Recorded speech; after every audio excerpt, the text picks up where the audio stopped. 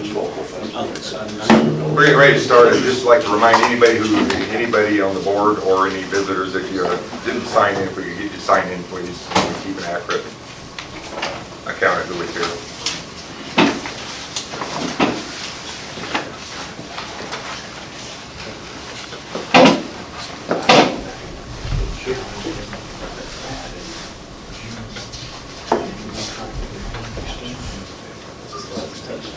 All right, I got 7 o'clock, so we'll go ahead and start the meeting. Because we have a couple of new members and substitutes, you might say, on the commission, we'll go around the room real quickly and introduce ourselves as members of the commission. I'm Russ Van Randerham, the sheriff here in Mahaska County. Chief. I'm Robert Bokinski, Chief of Police for the Pella Police Department. Mark Grunendijk, Supervisor of Mahaska County. Carrie Lamberson, Councilwoman, can you share? John Gonzatti, Fremont Mayor. Art Davis, Mayor of Vine City. Jim Hughes, Mayor of Beacon. Kim Sitzma, I'm sitting in for Keith Benham. I'm a council member in Lighton. Eric Dursky, I'm sitting in for Clark Johnson for Keoma Village. John Summers, the mayor of Naperville.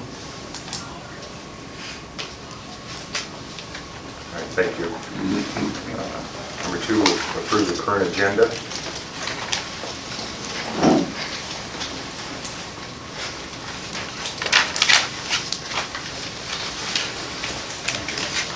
Move to approve with one modification. With one modification. I would like to move number 7 down with 9D.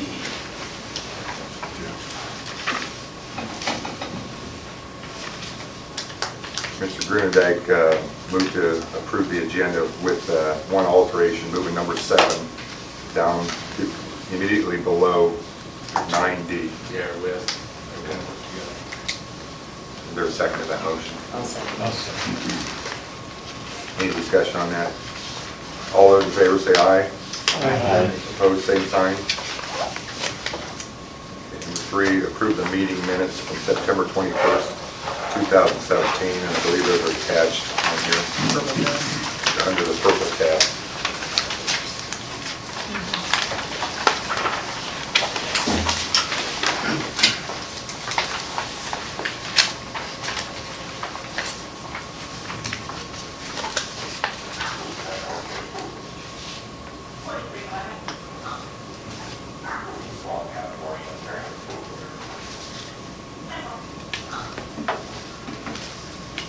Move to approve. I'll second that. Been moved and approved to, moved and seconded to approve the meeting minutes from September 21st, 2017. Any further discussion on them? All those in favor say aye. Opposed, same sign. I'm going to abstain, just because I wasn't at that meeting. I don't know if that needs to go into the records, but I didn't vote.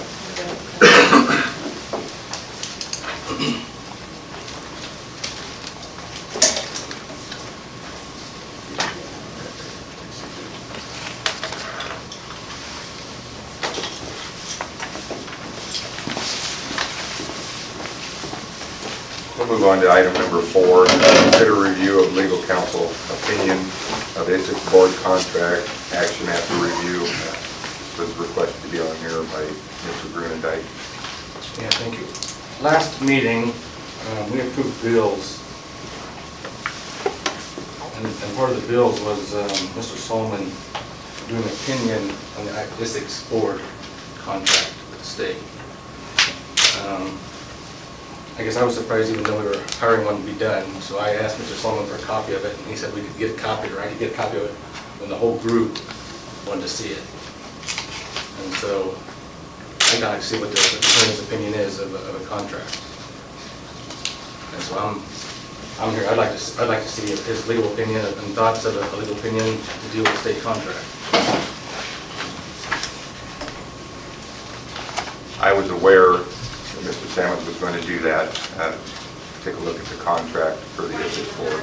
It's my understanding he's also going to review the contract for the Sarah system, and possibly more depending if we get further bids back. my understanding, and you correct me if I'm wrong, Jamie, is we're anticipating a bid back on the RFP from the ISIC board and from the Sarah system, Motorola and Raycom.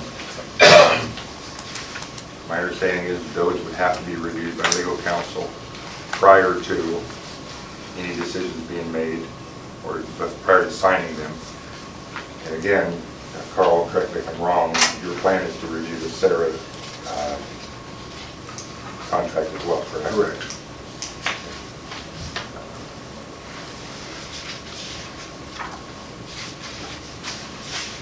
I guess I didn't think it should be released until we had both of them to be released at the same time.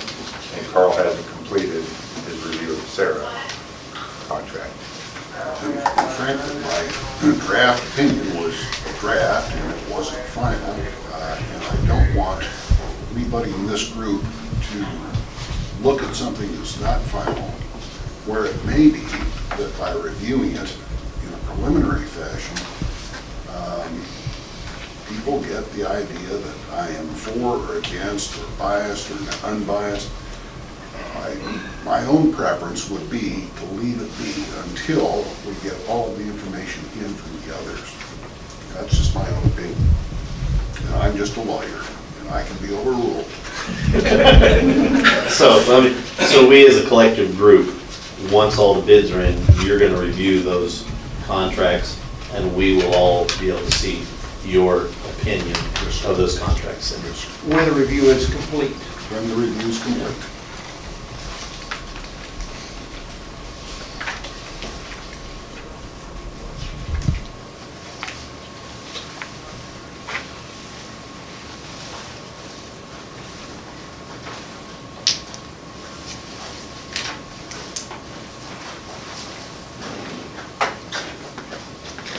Something more to add, Mark? No,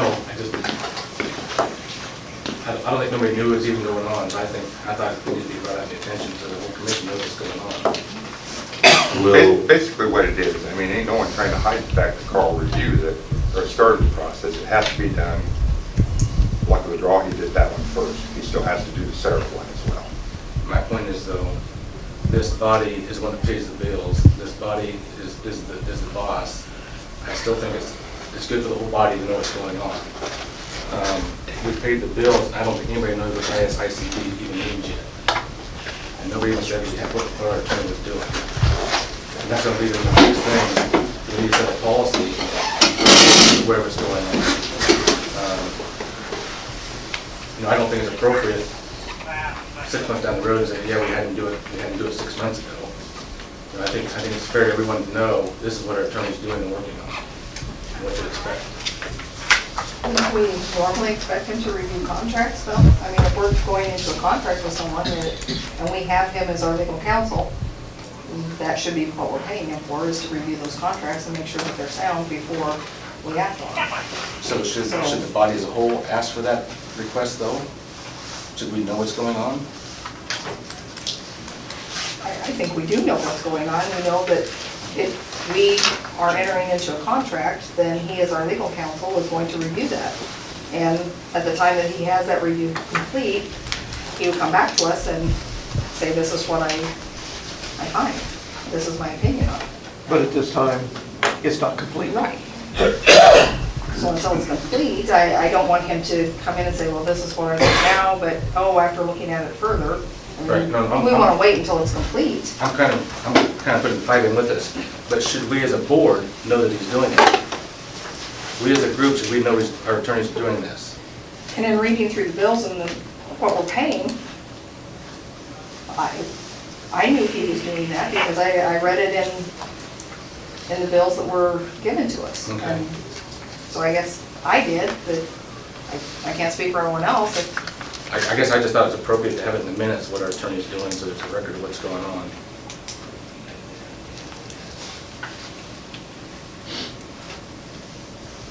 Will we see the bids as well, not just Carl's opinion of the bids? Will we have access to those? Yeah, this year we'll have the ultimate say. Okay.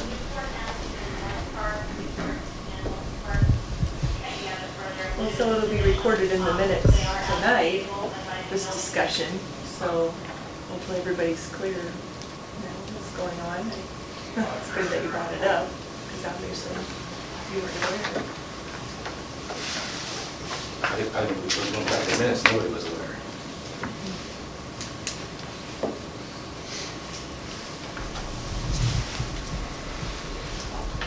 Anybody else have any questions or comments, concerns for any of us, or even for Mr. Brunendike or Mr. Sammons? So I guess we're on number 5, what are we gonna expect for the attorney? Can all of us call him and ask for things? Or we just gonna be the chair? I mean, what do we wanna do as far as using our legal counsel? Mark, when I seen you had this on here, here's my only concern. The only, I don't know if you call it expectation or what, I would like Jamie to know about each and every time Carl was consulted, because it affects Jamie's budget, and he's the one who has to manage that budget. Do I need to know every time? No. Do you, do anybody? I don't feel we need to know every single time. Otherwise, it could fall into a situation where we're going to have a meeting every 3 days to inform everybody. But I think it is very important that Jamie know, because it affects his budget. We don't have a policy per se, do we, Jamie? No, I've always, and usually I will talk to the chair anytime I'm going to run something by Carl. Our minutes go to Carl, our agendas go to Carl, we have discussions on those. We've had the open meetings records requests here lately, you know, I had that with Carl, so, I mean, there's a lot of stuff from day to day that I may have to contact Carl. I want to make sure we're doing it right, but I also try to watch the money that we spend too, and I think Carl's always done a very good job of letting me know whether it's something he really needs to dig into or not, so that we do conserve the money. And there's probably some stuff in the past that we should have ran by Carl that I didn't, because we were concerned about the funds that are spent on it. But I would hate to have my hands tied that I couldn't contact Carl. I mean, I'm assuming we have a line item in your budget, just like anybody else's budget, for legal counsel. So I guess the biggest concern probably there. So, I mean, I've worked with Carl myself as well, so it's always in a line item budget. So as long as we're within those bounds, I guess that's always. well, don't look at that this year, but normally. Okay, well then, I mean, yeah, if we're going out of the budget, obviously, just like any other budget, we gotta make them addendum to it. Right, yeah. So, We're already past that. We have budgeted $500 and we're at $10,000 plus. Yeah. I guess that's something, I guess, then we just need to address. I mean, we can't look back now, we're gonna have to move forward and in the future budget, obviously, have some type of addendum. If we have these type of fees in the Emergency Management Commission's role, or we either have to change that line item or. And normally we haven't spent this much. The big cost this year has been is all the new radio stuff, and of course emergency management taking on that role wasn't something that we had planned on fiscally, and we have kind of been offsetting it. I mean, I've been working all the overtime, so we're saving money in that line item to cover it. And so far, all the extra lawyer fees that we paid have been covered. So we just take it from one line item and put it in the other.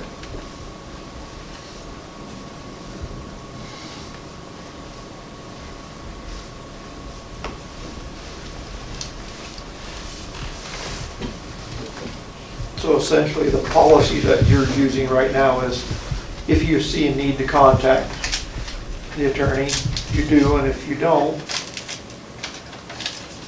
is there any other sources of opinion that, I know like we would use the Iowa League, you know, if our clerk has any questions. Is there anything, or do you take every question to the attorney? And if it's questionable, I of course start with the sheriff as the chair and get his opinion, and we can usually discuss it, or if there's any doubt, we just run it by Carl. And again, Carl's usually pretty good about saying, don't worry about it, take care of it, or yeah, let me look into it. Another source we have is, and I don't know if this is a given source or proper source, county attorney. I can ask county attorney any question. I'm not sure the MA. That's why we have our own legal, yeah. Yes. Good. So.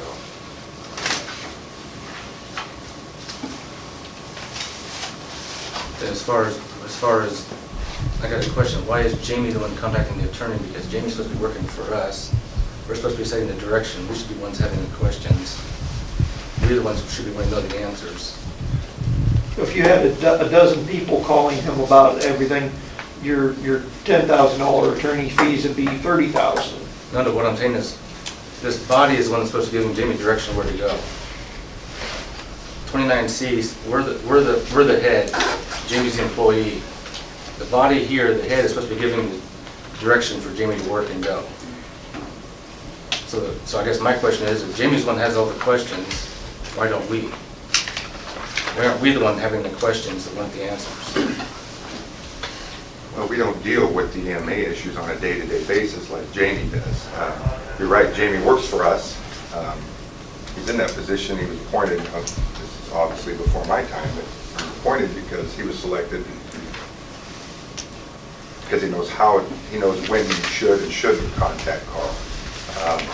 We can't, as a commission, we can't take part in the day-to-day operations of EMA. There again, not to keep dwelling on it, we have to have a meeting, several meetings a week if we were to do that. I think we have to put some trust in Jamie. He was hired to do the job. Jamie knows if he messes up and doesn't do the job that the commission wants, then that will be addressed. And again, this is just merely my opinion of 13. We can't micromanage Jamie. We have safeguards built in there. Jamie is very good, like he said, in contacting me.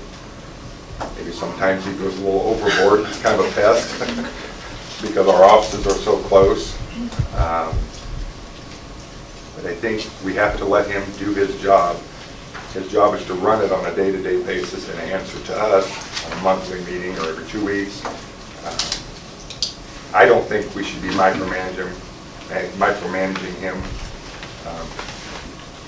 I trust Jamie to do his job. I knew him before I ever took this position. I knew him as the EMA director before that. That's my opinion. Well, from the sounds of it, he's running things by you anyway, before contacting, and we've chosen you to be the commission chair, so in a sense, We are being represented. right. Because if he's running it by Russ, and if, I'm guessing Russ was not available, then you as the vice chair, he would run it by you, and the two of you could make that decision, yes, we contact Carl. I think that's a good example. There's safeguards built into the bills, for example. The chairman can sign off on anything up to 2,000, but anything beyond that has to come before the full commission. Ms. Lamberson makes a good point. If or when the time comes that I can take some time off, he'll have to come to you for any signatures needed on bills. So, that's the vice chairman. I understand the discussion. I guess we talked about the day-to-day operations of the EMA. What we've hired an attorney for is not the day-to-day operations. It's to purchase a major product.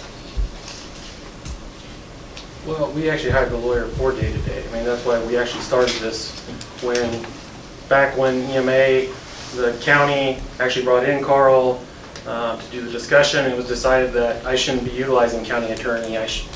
We should have our own legal for the day-to-day stuff. That's why he looks at the minutes, the agendas, and any questions that we may have, the open meetings request, all that stuff. Yeah, that's actually why we did initially hire him. Carl, this is maybe his third year, I think, for EMA.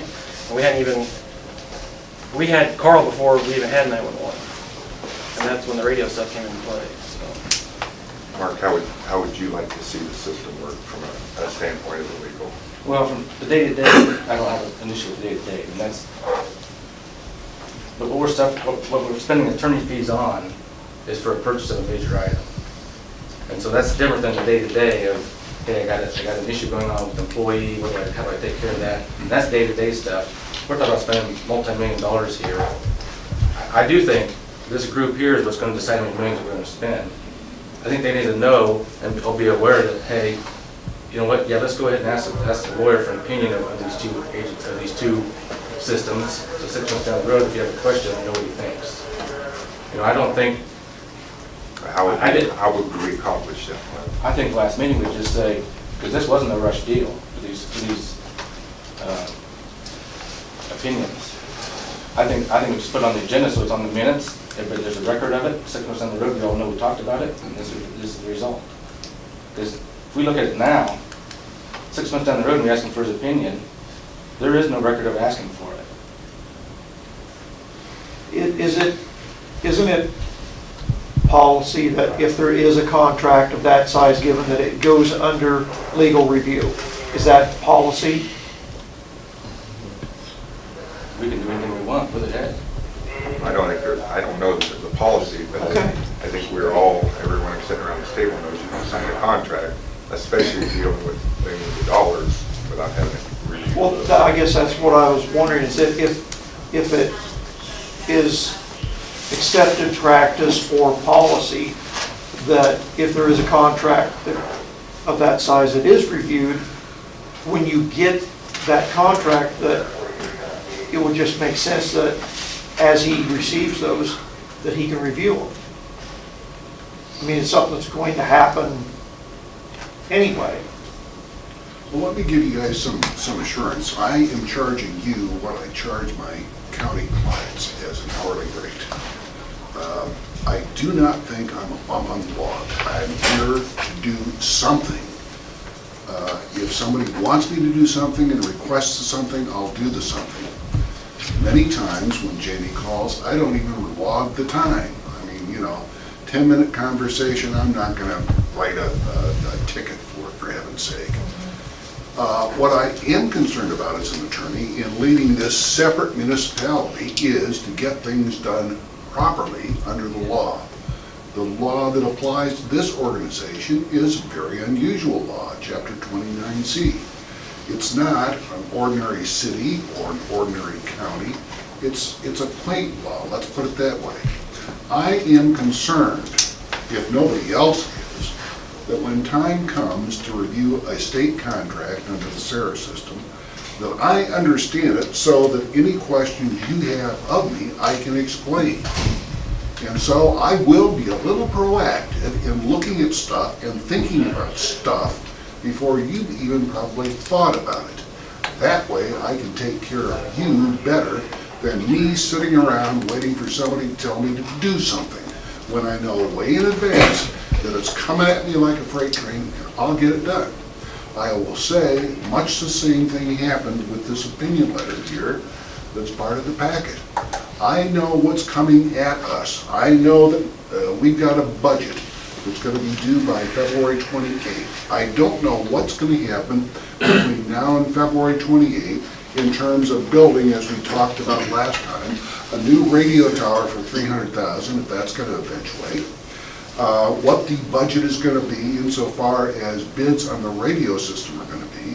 But I do know that the money is going to be insufficient, and so nobody told me to do this. I think I mentioned to Jamie the fact that it was high time that somebody make explanation to the people sitting at these tables what the implications of the taxation problem was. And so I wrote that opinion letter. Nobody told me to do it because there's not enough time in my day to do everything on a clockwork basis. And I'm far enough in advance in thinking about these things so that I know that you people have to understand what I'm talking about to make intelligent decisions before the budget comes along. Now, if you want to blame me for that, that's fine. I'll take the slap in the face. But the truth is, I am part of this organization, and I take your best interests to heart in determining what it is I should review and what should be left to the administrations of Jamie's domain. It's the best I can say it. I don't have an issue with reviewing stuff. But when we come to answer to the people, I think it's good that people understand and know that we can explain to them what's going on. It's all about transparency. We had a bill of $1,800. We tried to find it in our minutes, but we even talked about it. We just approved the bill, but nobody even said anything about it. I didn't even know he was doing it. I didn't know they even requested to spend $1,800.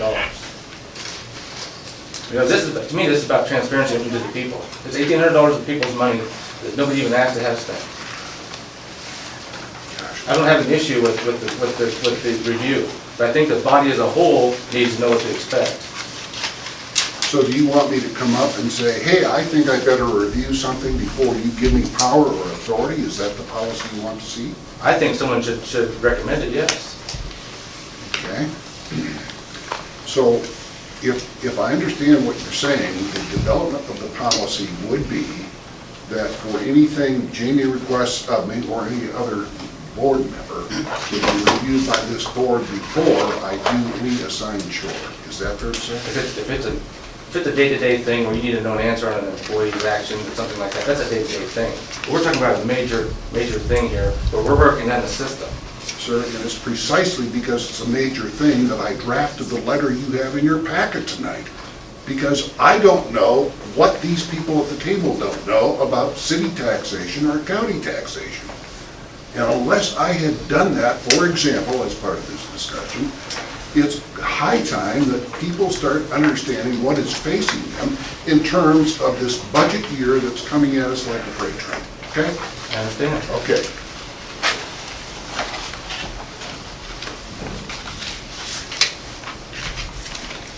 Yes, One of the things that comes to my mind is, first of all, Jamie has expertise, and I personally don't, and I don't know how many of you have that kind of expertise. And I believe that being able to pull that information together and work on it and look at the legal piece of that, and then we look at it during our meetings, that if we get caught up in the day-to-day, not necessarily the day-to-day, but get involved with all of the just immense amount of information that's going to be coming through and having to do all the research, and all of us have to spend our extra time just trying to figure out what's really being said and the legalities of that, we're wasting our personal time. That's what I feel, that where we can depend on individuals that have their expertise being used in such a way. And I personally would like to have the process, it seems like it's a very sound process, and maybe the only thing needs to be done is there just needs to be documentation a little bit more in our meetings to cover that we've discussed a little things just a little bit more. But I think as far as the process of Jamie looking at this, the expertise, putting that together and presenting it to our legal counsel, where collaboratively, the three of you, being the primary people and yourself, putting this all together, maybe there needs to be more discussion where maybe you're talking with them more between meetings and stuff, I guess. I just don't think it's me. I think the whole board needs to know what's going on. We're going to have a major decision to make in 6 months. Well, and Mark, I think we will know what's going on. We get this paperwork ahead of time. Now, I, for one, I look through that paperwork before I get here. I look over it again once I get here. And if I have questions on it, Carlton's here, so I can ask him questions at that time. And I can say, what was this about, if I have questions. If I don't, I'm not gonna ask those questions. If we as a group want further discussion on it, then we can bring it up in the meeting just like you did tonight. So then it will be. If we hadn't brought it up at this meeting, when he comes back and he gives us his opinion of that review, it will be in the minutes. But until we've actually discussed it, there's no reason for it to be in the minutes. Now, the paying of the bills, it states in our minutes that we, approve bills if they are represented to us. But at $1,800, we don't have to approve that. That's under his $2,000 limit. So there would be no reason to have that in there, because we don't need to approve that. He can go ahead between him and the sheriff, and they can sign off on that one. So I know I'm on the out. I like to know what's going on. If we're doing things and think wheels are turning, just know what's going on. That's my one. And that's great, and so you bring it up and you ask the questions, but like I said, if the rest of us have looked through it and we don't have questions at the time, then that's on us if we're not asking questions and getting questions answered that we would like. Being new to the commission, I'm unfamiliar with some of the protocols, so I'm just trying to catch up here a little bit to know. How often, I mean, so you guys meet once a month? We have, Okay, so how often so if you send informative emails out to the commission? I mean, is that once a month, once a week, as you find information? I mean, I don't know, like I said, I've received a few emails in the last week and a half after the city of Keomie appointed me, so I just was curious how much information goes out and how often to the commission from you. I mean, and I not day-to-day operation, micromanaging is not my game, but just as far as, yeah, bigger pieces of the puzzle on what EMA does for the commission to be aware of. yeah, I mean, I think, since we have been doing these meetings monthly, I've been trying to include some of that information. I know, Mr. Walling had asked about, he'd read something in the paper that we talked about 911, that came out before the meeting, so of course he didn't know about it, so anything like that comes up, I just sent out, and it's the yellow tab thing, but like Sturt and myself got the Governor Award for volunteers, and so I sent that out before it went out to the media, so that way the commission was, and I'm gonna start doing that, before I send it out to the media, I'll send it to the commission, just so that you guys can have that, and you're not reading it on Oski News, or the Herald, or KBOE.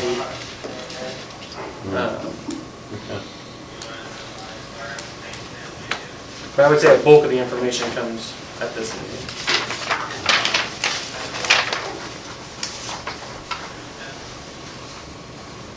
All right, any further discussion? Mark, did you have anything else you wanted to add to member comments?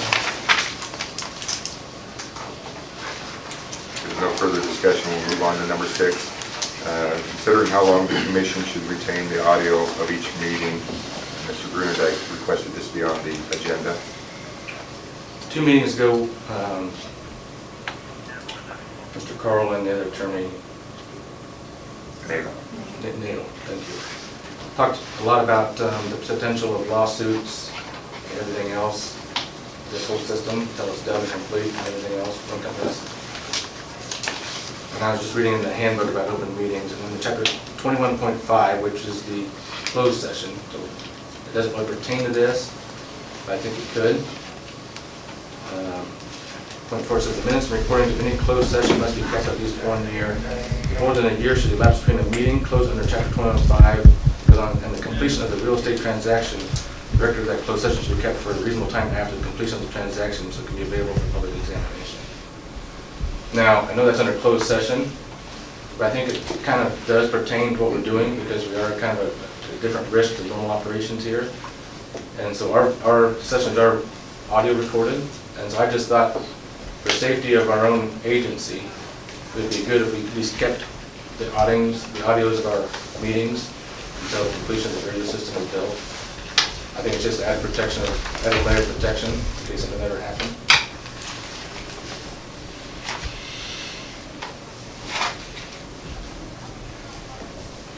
So that's why I brought it up. It's just one more thing that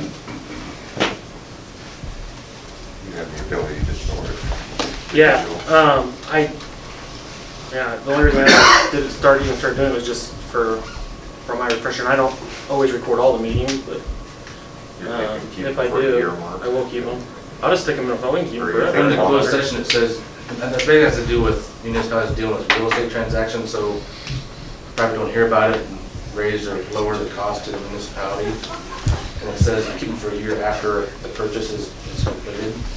And so I'm thinking at least until we get the rear up and done, for the lawsuits of either Motorola or Raycom are passed, and there's no liability risk because there's not so great. It's just an added defense of coverage of what we're doing. It's more than the minutes, it's also actually recording what we talked about in the meetings.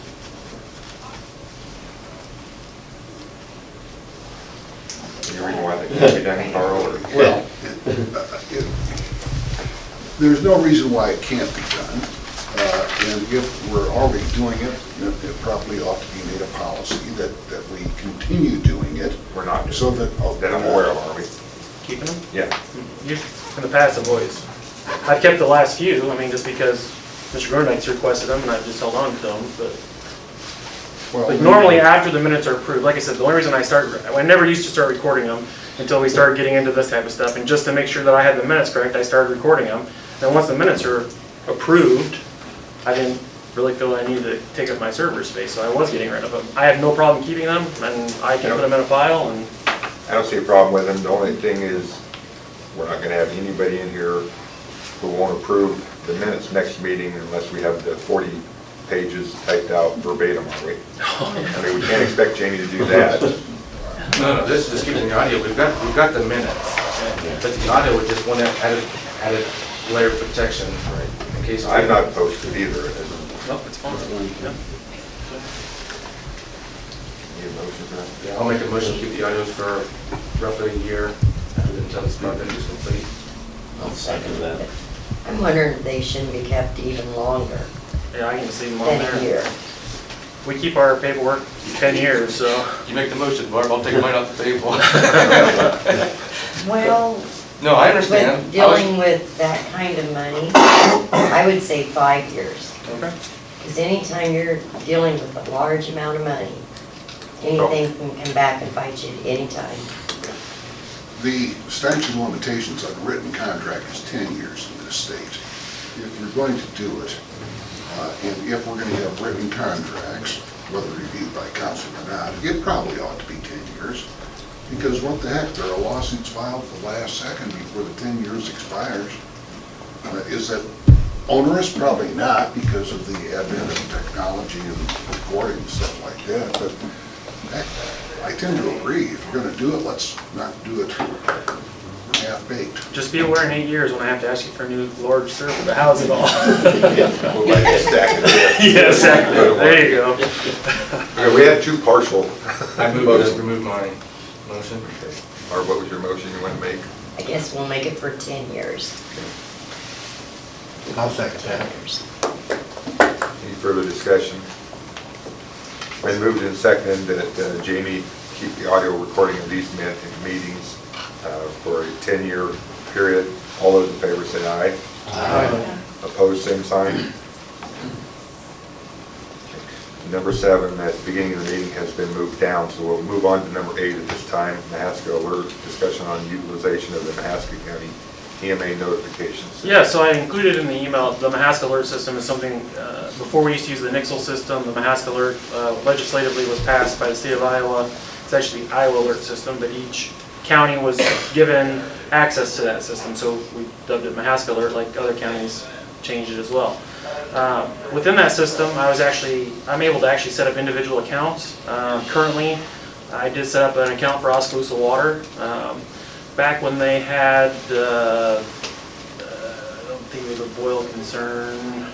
They had something that needed to go out. I think it was a boil. And basically what we did was we built the database of all the restaurants and all the nursing homes, and they would just let us know and we could send out the alerts for them. Well, with the system now, I can actually give them access to it. They can set up their own database of their customers, and they can send out their own alerts however they want, how often they want. They can circle areas on a map on the computer, and it will send alerts to anybody registered in that circle. So if they're going to start doing storm sewer smoking or something like that, and they can notify that area instead of the whole town. So something that I wanted to see if anybody in the commission for your cities, if that's something you wanted to have set up for you, just let me know. We can get someone trained on how to use it. It's all computer based, so we can set up an account for you, give you your own sign-in access, and then you can send out alerts specifically for your community. I know Mayor Height in New Sharon also had mentioned something about rural water. They serve many communities in this county.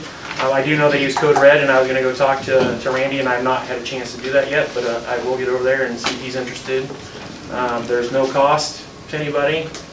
And eventually, once we get other areas set up, we can look at offering it to the schools, Public Works, Highway Department. So it's got some really good features to it, and you're more than welcome to it if you so choose. Is this our own system or is this set up under the statewide? It'll be- 17A? Yeah, it'll be part of it's the state system, which goes to the county for emergency management, and then I can give you access as another division underneath that. So basically under 17A, 2917A, from the state down to the county and local organization for being more local versus the state setting up the.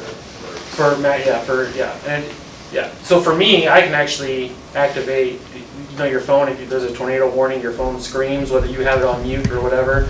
I know some people complained to me because they were in church and it went off for a flood something, and I don't have control on those automatic alerts, but I can also send those alerts if we need to evacuate somewhere real quick. And then we can also, we can call it, we can text it, we can send email, all at the click of a button. So, but we can build accounts for each area, and you can go in and even like for Sue's here, there she is. Even, I don't know what the courthouse uses for notification for, if they close the courthouse or something, we could set it up for the courthouse, and then all you do is click a button, everybody will get the notification at once. I think you called, don't you? Do you call everybody? Yeah. So we can fix that if you want. Because I know she told me one time and said I didn't have to come in, and I laughed, I was like, yeah, okay. So, I just wanted to, Oskaloosa Water Department was kind of my guinea pig, setting it up and stuff, and they're going to be working on it. I know Chad hasn't had a lot of time to really dig into it, but once they kind of get an idea of what they want to do with it, then we'll do a little training on it, and they can do all their own alerts and notifications and stuff. And plus, every database you build is one that I can utilize as well. So if we had something, if Rose Hill has one set up, I know if I have something in Rose Hill, I can click on that one as well, and everybody you have built into it will get the notifications as well. So.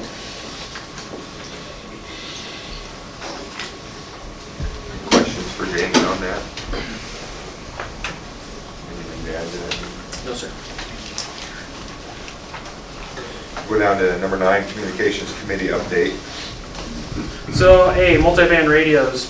The commission did approve purchasing 2 mobile radios if I couldn't find someone to loan them. I was able, Motorola and Raycom will each do 1. So I figured what better way, instead of just getting 2 of the same, let's try 2 different vendors. I did talk them both into 90 days. We're going to be putting 1 in the sheriff's vehicle. He likes to drive all over the county, and I thought, who better than do all the talking on the radio than the sheriff? And then Deputy Sanders will be the other one. And we're going to keep their old radio in the vehicle. We got remote mounts, so just the head of the radio will be up front, and they can switch back and forth between the 2, try them both out, and then look at coverage areas. The state LMR, land mobile radio system, I don't know how much longer before it's up and going in Marion County, but once it's up and running, we could actually tie into some of their channels and try it. And then Impella, Raycom is expanding the Sarah system and using a tower there. So once that's up and going, we can tie into that system as well and really do some countywide testing of mobile radios, which should be pretty interesting. From a mobile perspective, either the state or the Sarah system will probably give us really good coverage on a mobile. They still won't get very much on portables, but from a mobile perspective, it'll be pretty interesting to see truly what the coverage is. So we're kind of excited about that. We also have 2 multi-band portable radios that are being demoed by Oskaloosa Police and by the Sheriff's Office, just to try them out and see what they'll do. The guys don't really like them because the antennas are this long. They do say they work a little better, but again, their antennas are this long compared to this, so they're getting up there a little ways. But they're trying those out. And that's all I have for A, unless someone has any questions on that. Now, are those the multi-band radios that are digital and analog? Yep. Yeah, 700, 800, UHF, VHF. And the reason we're doing side by side is one for comparison of the radios, but the other big thing is newer technology. The law enforcement currently uses inversion or scramble, as we call it here. So if they have something they don't want all the public to hear in scanner land, they push a button and you hear blah, blah, blah, blah. Sometimes you hear that anyway. So the new radios don't have that capability because it's encryption. So we still want them to be able to have that feature and do that type of stuff. But yeah, it'll be remote mounted right up front. And then I did talk him into including installation and then 90 days. So And it was on a loan basis, correct? yes, there'll be no cost. And it's amazing when you call one and get the okay, and then you call the other one and say, hey, the other one did this, can you do it too? And then they both kind of like, oh yeah, okay, we can do it. So. Any other questions for Jamie on the multi-band radios? Just for quick, you talk about the two radios, are we gonna hold off on buying two until? Yes, correct. Yeah, because those $5,200 a piece is what the commissioner approved. So yes, we are gonna get them for 90 days because we really wanted to test them, and we'll go from there. I'm not sure what Jamie meant by me liking to talk all over the county.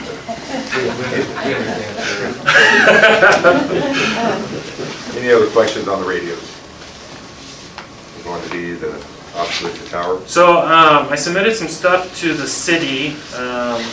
Their building engineer is no longer, or code guy, either title, he's no longer there. So working with another individual at the city. They had some questions as far as their codes and on us as a municipality.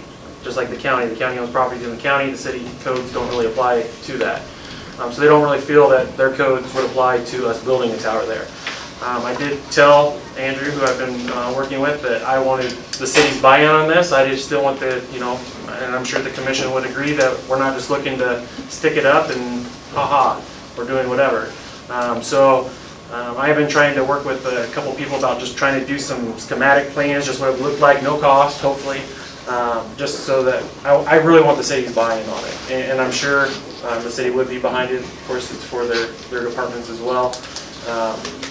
But he said there might be some little things, landscape, streetscape, or I'm not sure the exact word, but that they'd want to look at. And we can go from there. But so right now we're good with the zoning stuff. I was going to contact Edge Consulting, which is it's not consulting though. Engineering, there you go, Edge Engineering. And see what it would cost for them just to put together the specifications. So I'm going to use Wapello County as an example. They had the plan all put together, and that went out for bid. Chapter 26, we have to bid let that because it is a project, to see what that would cost, and then I'll bring that cost back to the commission before I commit to anything. But I am going to be contacting them. I just got the guy's contact. He actually called me today, and I just didn't get a chance to call him back. So hopefully I'll be able to get some more information to present at the next meeting on what that will cost and see if we can break that portion out of the project sooner.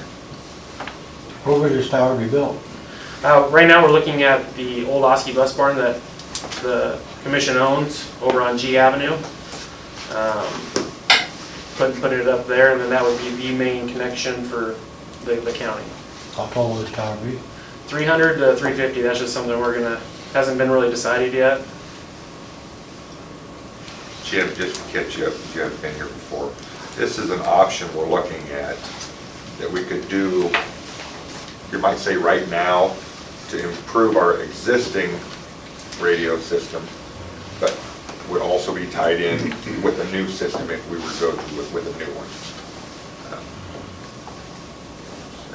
For you, Kim, this is not. We're looking at the option of building a new tower now, if it's compatible with the new system that we're. You want something that's compatible down the road. Something that will help our existing radios now, and we can use, that's not obsolete if we get a new. Whether we do it with Raycom or the state. Right, correct, yes. Yeah, the only question mark is if it's in the right location for the whole complete system. That's the only, you plant something and you're stuck with it.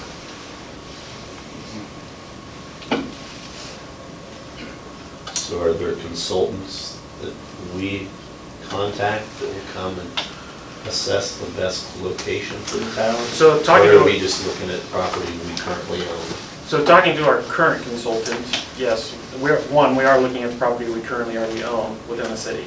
And from our consultant's perspective, anytime they do something like this, they build off of the tower that you give them. So if that's where we give them, that's where they'll start the system off. For example, if we didn't have to get rid of our old communications tower, and that was the tower we were gonna start this build, then that's what they would build their plan off of. So talking with them, they didn't have a concern with that. I know Raycom said at the meeting last time they didn't feel that it would make a difference, but then Chris with the state at the meeting before that said that he felt it may. So, and I kind of talked to John at Ellert a little bit more about it. The way this is kind of rolling out with the RFPs and stuff like that, the way it's going out in the RFP is whether we build this tower there now or wait till the total project. That's the location that we're giving for the RFP. So unless they come back and say they don't feel that that would be a good area, that you need to look here or here, and I think based off the time it's going to take to roll this out and get there, I think we'll have those answers by then. I think we probably should, we don't have to get rid of our old tower. The county still owns the rights to where it's at. So I don't know if the FAA, I know it's what, 180 feet tower? So I don't know how, I don't know if we can go 300 feet without more regulations from the FCC. I don't know. I don't know if that's something we should be looking into. Oh, you mean take that tower down and put a new one there? If we have to, because I know it's got FCC approval there now. I mean, and now is the FCC approval good for 180 feet, to go to 300 feet, you need more approval? I don't know that. I don't know that answer. But, you know, if that's easier, same amount of cost. I think you'd have to have, it'd be the same as building a new tower, because when we were doing our water tower, it was going to be just a little bit taller. It's on the other side of town, but even back when we were looking before, anytime you change the height of a structure, it's a whole nother approval. Because you've changed the structure, so they don't care if it was, you know, new or used there. You've changed that design, so that's a new approval process. Well, I know in the past, there's been questions about, because we do have easements to the property, but I know William Penn would really love to have that piece back. And I don't foresee that tower going anywhere anytime soon. The school system's currently on it, the ham repeater's currently on it for the ham operators. I do have some concerns with the school system that they use. I know in some other places they found that can cause interference. So that's something that will be taken into consideration. If there's not going to be any interference, we can move it to the new tower for the school. Otherwise, we'll just look at leaving it there until the school really pushes, I guess, to try to get the area. But that's something that's a bridge we'll have to cross when we get to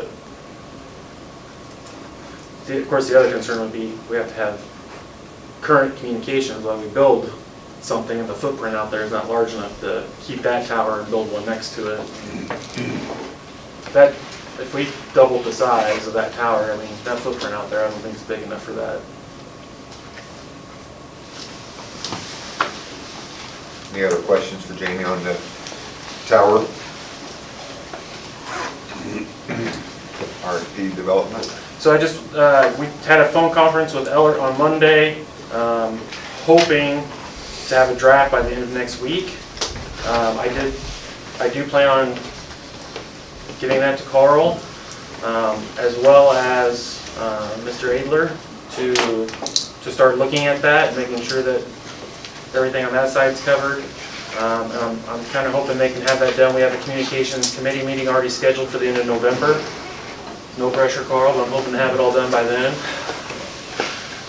So that we can at least have the communications committee start looking at it and then bring back the recommendation to the commission. It will all be shared with the commission, of course, as well as the communications committee's recommendation on it. So I just wanted to update you on where that is. Is Ellert ever going to come down and talk to the commission and go over the RFP with the commission? I'll find out. I hate to say yes, and they're not. I'm pretty sure they are, though. I think they should. Yeah.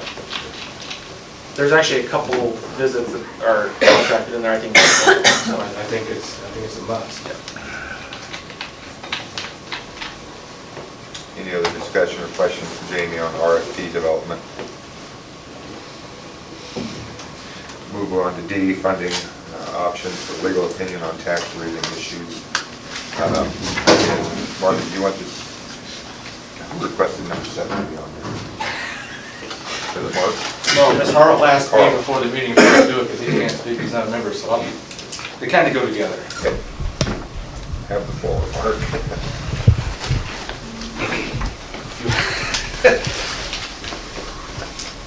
That's the green tab, is Carl's letter, just FYI.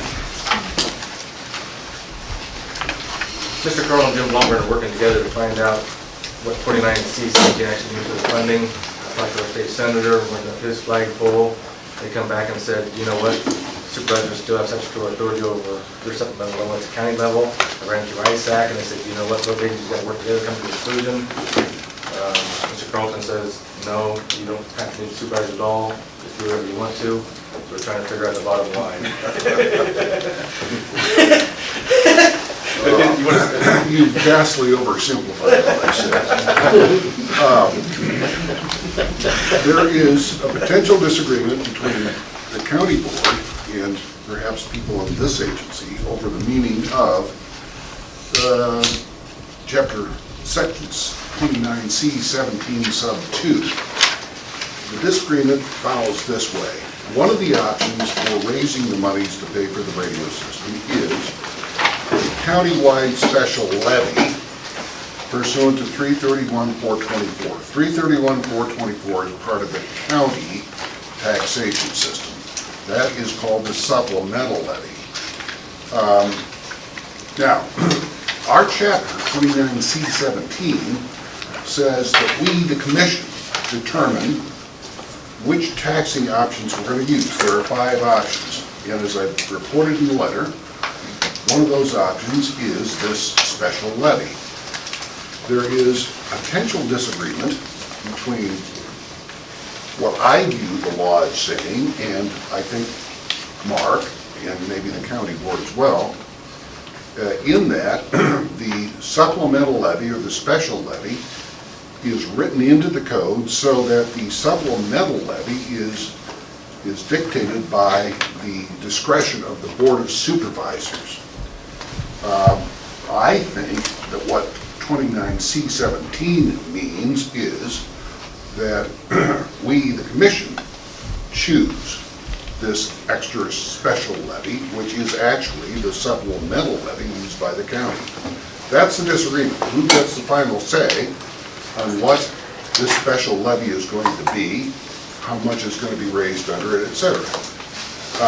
One of the solutions that I came up with, because disagreements can kill a lot of camaraderie, is to say, okay, fine, you know, I've been wrong before, maybe I'm wrong today. Let's get the Attorney General of the state to issue an opinion. One of the powers of the Attorney General, under his chapter 14 of the Iowa Code, is, upon request of a public official, to issue an opinion. In this case, it would be who's got the final say. Is it the EMA or is it the county board concerning the use of this special levy and the amounts to be raised under it? Now, we had a good discussion, you and I, along with Mr. Blomberg, the county attorney, back, what was it, a couple of days ago, wasn't it? No, you're right. Monday. And actually, you know, it was a good discussion because you came up with some very helpful ideas. And I kind of batted back at you that rather than creating a lot of hostility or angst, maybe what we should do is to invite the Attorney General, at the request of Mr. Blomgren, to write an opinion to solve this issue for once and for all. Now, the big question is if and I think Mr. Blomgren was going to go along with that. I haven't seen the text or draft of his letter for that purpose yet. But that would be a neat solution if, it's a big if, you can get the Iowa Attorney General to write an opinion. I used to be one of them things back 30 years ago, and I wrote several opinions, and it takes a long time to write an opinion. Probably the turnaround time is 4 or 5 months these days, if the Attorney General consents to it. That would be a solution to the problem, I think. So that's kind of what we're thinking about. That's what Mark and I and the county attorney talked about. and it will reduce, it's the easiest way out of the conundrum. It will finally give us official legal advice from the top law enforcement officer of the state, if it occurs. Fairly said? Correct. All right. We're gonna spend so much money on attorneys, we won't be able to afford these radios we're trying to buy. This is getting way out of control. Everybody else is just going out and buying radios, and we can't seem to get anything done.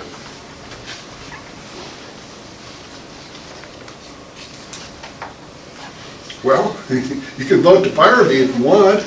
I'm not talking to you, you know that. I'm talking to the group. I mean, it's just, I don't know. We can simplify things tonight, because we're gonna talk about the funding, that's what it's gonna come down to. If that's, if everybody can agree, it's a done deal. Taxpayers gonna pay for it, and we need it.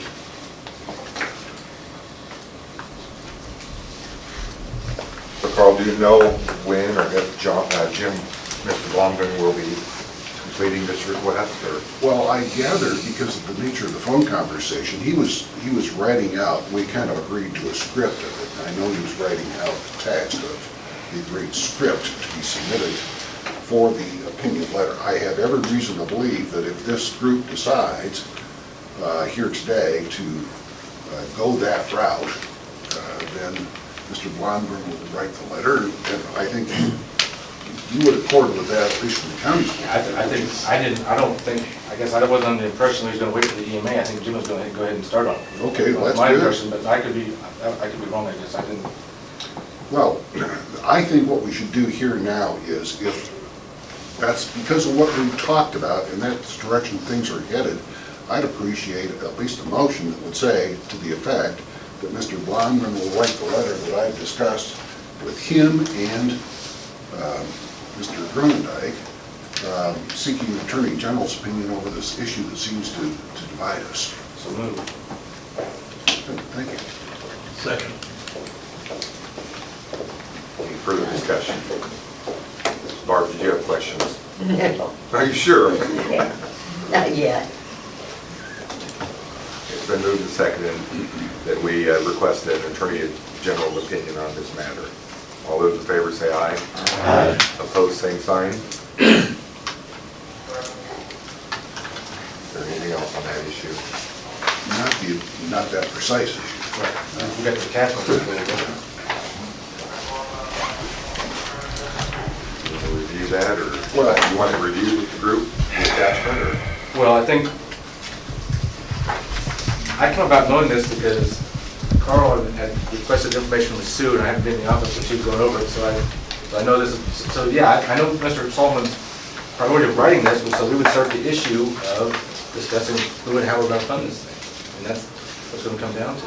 And we gotta have to go, budgets have to be inserted by 1st of May, February 28th, March 15th. So, we've got 2 or 3 months to decide who's gonna pay what, how much, and how we're gonna get this done. And we're gonna estimate the cost of Can that be done until we get our Attorney General opinion back? In 6 months. That's what he said. Well, it could be that long, but that's just one option. There are other ways, as I pointed out in that opinion letter, to skin a cat, and at least in the short run. We can choose another option and revisit maybe next year if the opinion's issued by then, what to do about this other special levy issue that I've also written about. But clearly, we're going to have some funding and a mechanism for it. I heard take bids if you don't have any money. Amen.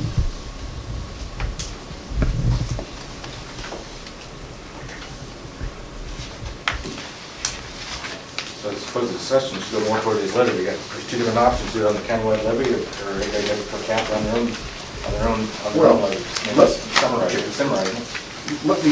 Let me ask this. I wrote this letter, and I said to the group before a little bit, I had talked with Jamie about, I believe I did, coming up with a report for you folks to understand the complexities of what the taxation looked like from an EMA's point of view under section 29C17. I did the best I could in that letter. I hope you've all gotten a chance to read it. I hope it was informative. I hope you understood some things from that letter that you hadn't understood before. I think that we're not gonna make any decision on the choice tonight, but I would like to start a dialogue with you folks, if you have any questions starting tonight, about what I've attempted to achieve by writing this letter. And maybe we can revisit the issue next time. I think probably that we're gonna have to make a final decision on this, probably in January, I would suspect, maybe early February. But it's coming at us. If I may, I spoke with Sue, our auditor. I got the county valuations. And just, we didn't talk about this, but I'm just thinking, we've got the county population, and on this sheet, it's got the county as a whole valuation, and each city broken down as a taxable valuation of how they come up with the sum of the county. And so I just thought, I don't know if everybody has seen this or not, if you guys know. And so I just thought it'd be good if everyone had a copy of it, to see where they're at. And just, you put it to your population, see what it's gonna cost you per population, and how much it's gonna contribute.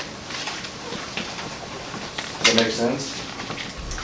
What is this, let me understand what this sheet shows, because I'm not sure I do. This is what the county works off for our levy purposes. It's the taxable valuation as of January 1, 2016. Of what, tax? Of Manhasset County, All the properties? the entire county. Cities too? Cities, our county has a total valuation of $1,087,333,048. The unincorporated area comes up to $626,144.844. All the incorporated area comes to $408,442.749. And then it's got every city broken down to their valuation. Every city has your proportion of your valuation. You can figure your valuation percentage to the entire county and figure it from there. If you look under Oskaloosa, they've got a TIF of $1,024,299. That will come out of the $330,000, or $330 million, because that tax money can only be taxable to the city of Oskaloosa. And Sue's got more information too, because if you go on down, it breaks down by school district, page 2, and all the townships on page 3. I just thought this gives an idea of what each individual, you're representing Pima Village, you can look at your taxable valuation of what your contribution would be to an entire complete system. You can, if you want to say a $5 million system like what Carl was talking about, you take your valuation and take 0.5%, divided by your population, you know exactly what's going to cost you per person to spend $5 million. And everybody in this room can take their valuation and do the same per municipality. Well, let me interject here. I think I'm understanding what you're saying. In the last part of my opinion letter, I wrote about the per capita approach, which is a per capita approach per person, and that is permitted by 29C17B. All right, thank you. What I think you're talking about now is a little different. I did not address this, but I think the sheet you passed around does.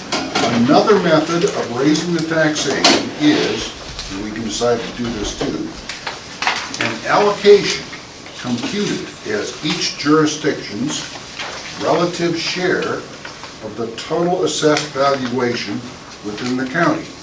Now, what I think you've said is this sheet shows us the relative share of each community that sits at this table within the entire county.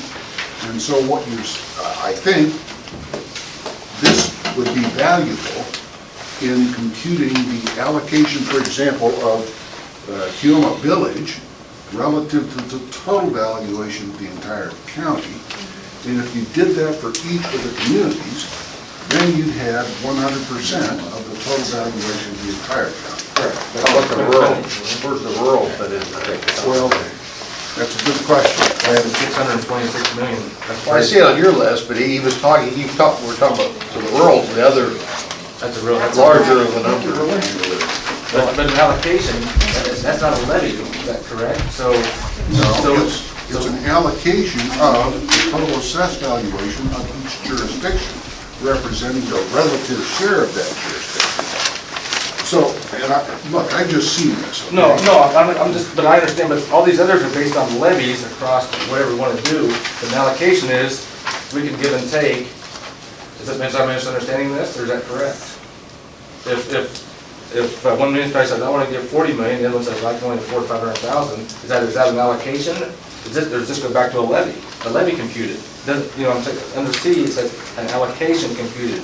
Does that mean that levy straight across the board versus the relative share, or does that I mean? think, I'm reading this and saying, I think the relative share they're talking about is on the basis of each jurisdiction's assessed valuation as a percentage of the total valuation of the entire county, including the rural county.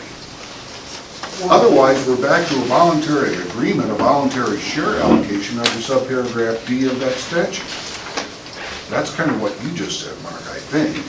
One thing in your letter, Carl, that I noticed, and the letter was good, but it talked about ownership. Yes? So it just seems to me it's a lot simpler if this commission levies it and the commission owns the product. I mean, they own everything else. They got all the sirens and, you know, keep it the same. The commission will own it either way. Huh? All this will go to the EMA. The EMA is going to own it. Any which funding source you use, that funding will go to the EMA to buy this product. So let them collect the money. That's what we're talking about tonight, which. Your thought, you brought this up, Mark. Which one of the options that Carl spoke about in this letter are you addressing with this statement? I just thought it's information everybody could know. I think it's interesting information. I mean, I know each municipality deals with their own tax evaluation within their own municipality, but now they can see as a whole where they are for the entire county.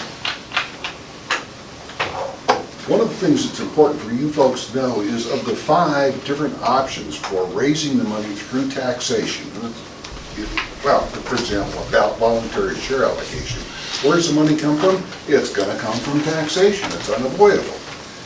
Is that we can mix and match all these 5 different means of raising money by an agreement of people sitting at this table. So, for example, if we didn't have this issue separating us of this countywide special levy, okay? Let's say the group voted to use 50% of what we need on an annual basis of the special levy, okay? And then maybe 50%, another 50% calculated on a per capita allocation. So that nobody would be sandbagged by the use of one. My point is that you can mix and match, you can mix these things up as part of an agreement of the people sitting at this table, which is partly why I wrote this letter, so you can start understanding what your rights are in making choices that we're going to have to make.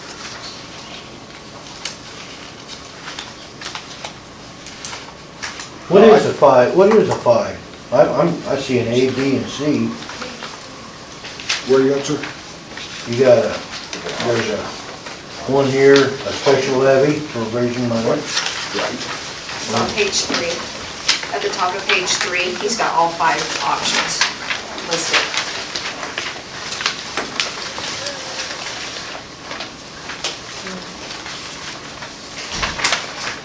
Here's the way I reasoned it, sir. If you take a look at the top of page 3, it says other funding sources allowed by law. I don't know of any of those, not unless Jamie does. Federal money's dried up, so forget about that. A voluntary share allocation. Do you think that 13 communities, it's like catching cats, you can't do it. 13 communities can sit down and make a deal about voluntary share? Oh, Oskaloosa, hey, we're going to tap you for 75% of the cost. You know, I know how far that's going to go. So the other way of looking at it is the 3 options I think I've asked. And Mark has raised this last one, an allocation computed as each jurisdiction's relative share of the total assessed valuation. Now, That's about as simple as you can get, if you just take percentages of these total. And I did not address that, sir. I should have, but I didn't. Because I focused on the special levy first, the population part of it, and then other possibilities of use of supplemental levies, so. I'm not sure I was looking at that, Carl. I just thought, I spoke with Sue today. I didn't think anybody at this table, besides myself, knew the total valuation of our county. I would have been surprised if Mr. Simmers knew the valuation of Kilmer Village. I found out this information, so everybody can get their information of their municipality compared to the whole. I'm saying that's what this information shows. Well, you know I what? guess I didn't have any funding source involved with this piece of paper. I just thought it's interesting information. So you can look at this and say, okay, where am I at compared to the big picture to the whole? Well, and you know what I could do, if you want to authorize me to do it, is, here we go, authorization. Well, no, I appreciate it. It's something that's transparent. We know what's going And on. that means send an invoice, don't forget. Oh, yeah. Well, we can figure this out too then. Let's see who's gonna say, maybe we do it ourselves. Here's what I could do, I could supplement that letter by use of this option that I did not address, the allocation computed as each jurisdiction's relative share. Because this information, I think, presents the basic information necessary to make those computations. And then, you know, to keep the cost down, Ms. Brown over there, the assessor, or the auditor, excuse me, could probably take each of these different options and run a plugged number. In other words, if you own a $100,000 house, what is that going to mean for your taxes in Keoma Village versus Oskaloosa, that kind of stuff, right? So you know at the end of the day precisely how much your taxpayer is going to be spending. Wouldn't you like to know that? Yeah, I can figure that out myself. I mean, it's just, I mean, the number is here, you can figure the calculation. Yeah, I think the rest of What's wrong with just per capita? I'll pay my head, you know, everybody of legal age is gonna pay their share. I'm game. I mean, it's gonna benefit the whole county by the head.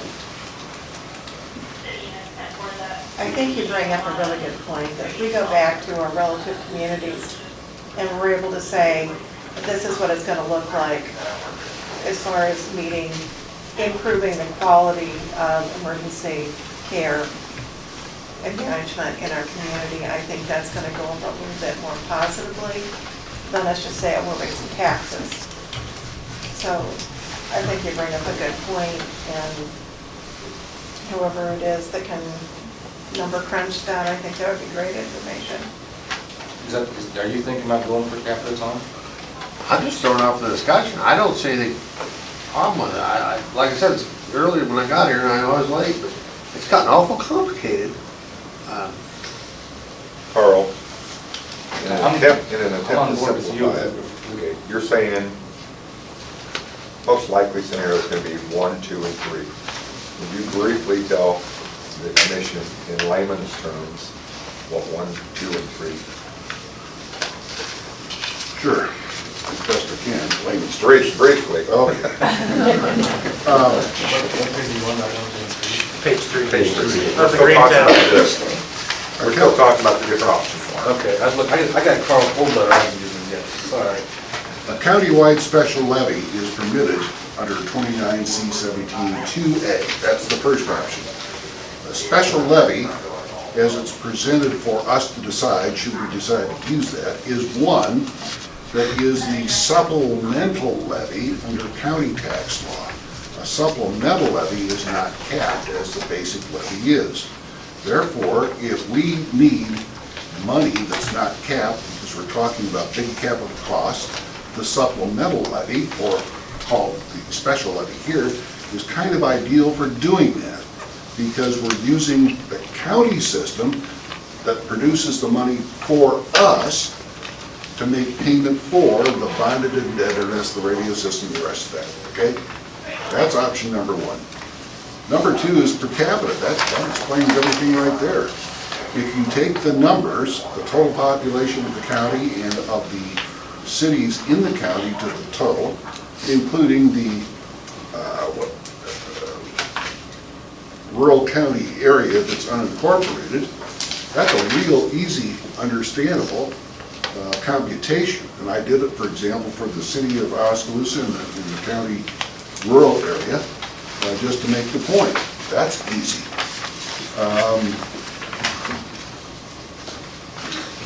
What gets complicated is, and I've suggested this too, envisioning an agreement between now and maybe doomsday, between 13 people that start talking about, well, my town is pretty poor and we've got more poverty on the south side than your town, and da-da-da-da-da-da, you know, because we can all make claim that we should pay less, and in the end, we're gonna be paying for a radio system for all of us. The difficulty is in walking down that road and in talking about trying to make voluntary shares and assessments between all of us, we engender, or potentially engender, a lot of difficulty, perhaps divisiveness, that can be avoided precisely, I think as you suggested, by using a very simple tool, the population basis, or if I was right and the Attorney General had issued his opinion tomorrow, we could use a supplemental levy in a flash without any problem at all. Now, life's a life. I don't see how your income or anything, I mean, I understand income and I understand cost, but I'm just saying, we're talking about saving lives here. Yes, sir. So a life's a life, so everybody's, God made us all self-centered and we're all preserving ourselves. So everybody's gonna want their life protected here. That's how.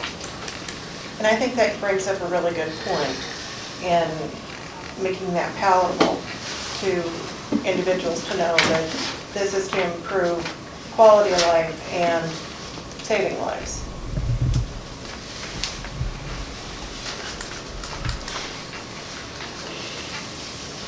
There you have it.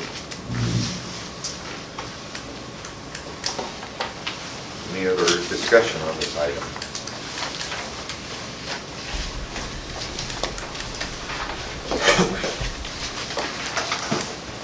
I guess the only thought I would put out there is we've all got a copy of Carl's letter.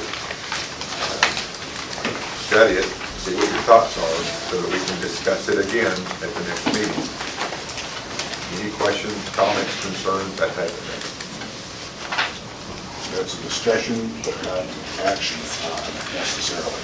Correct. There's two things I'm not an accountant, I'm not an attorney. But I can tell, you know, with this kind of money we're gonna come up with, and budgets are coming, I'm not sure this will get injected for the next budget, you know, it's gonna delay things. If you want the city of Oskaloosa or anybody's city to go back and put this in their next budget. So that's why I was thinking, you know, when Paul McGee started this, you know, he said, okay, we're gonna combine all this stuff and the commission can levy for whatever they need. Now, that turned out to not be quite right, is what I've learned here. There's a limit to what we can levy, right?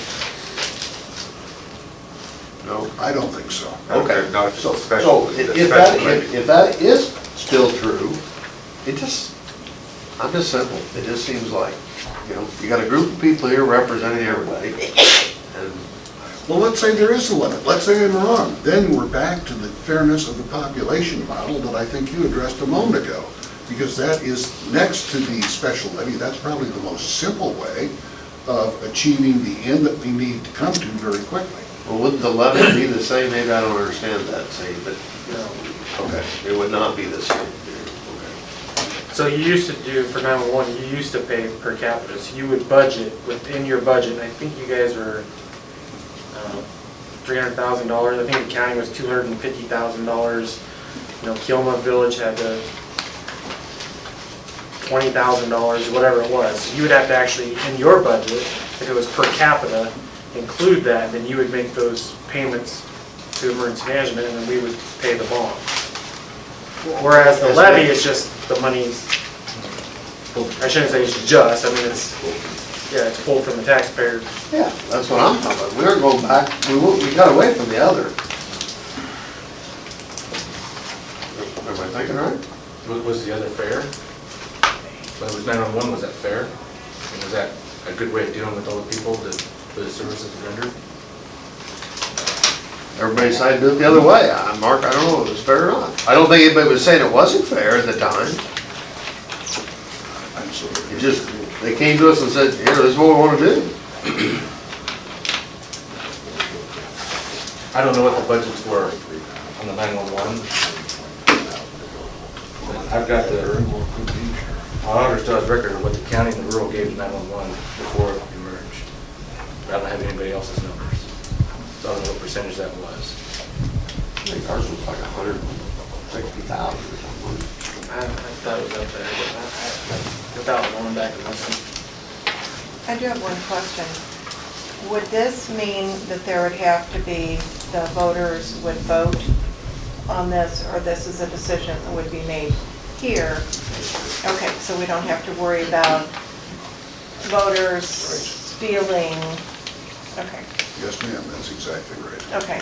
And I think, You might hear from them. yeah, we might hear Nobody from else, them. But on the other hand, that's where we need to all come together and how we're going to have the conversation about what this means to them as individuals.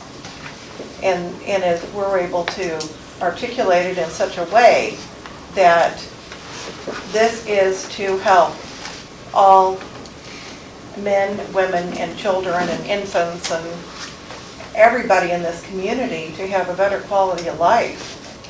I think that's what we really need to communicate. That's what we're really saying here. And I think that's what we need to be able to, when we go back to our relative communities, is to say, this is what we're working on.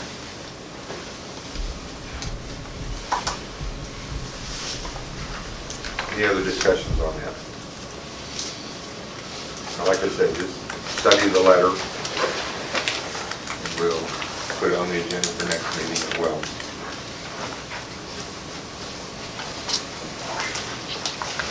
Number 10, drone pilot discussion on chapter 107, pilot for drone. So the state, they're starting to get a little more, we do have a couple of drones, they're starting to get a little more stickler about, yeah, exactly, how they should be used and stuff. So the state kind of did a survey to see, there was quite a bit of counties that had drones that didn't have a drone pilot.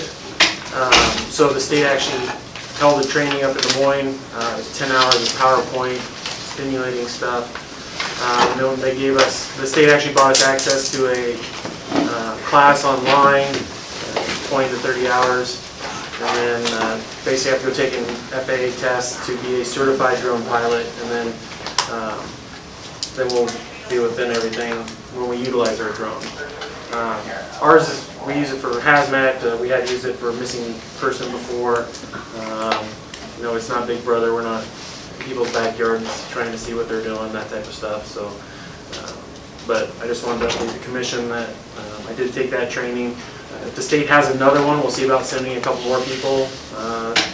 Specifically our hazmat guys. What's that? I'm sorry, is it mandatory or a Yes. wannabe? Okay. No, you gotta have, in order to use Everybody it, has to have, unless it's a hobby. Like if we're just doing it for a hobby, but the second you take it, the second I asked, if you were a hobbyist and you had a drone and I asked you as emergency management, hey, will you put your drone up and see?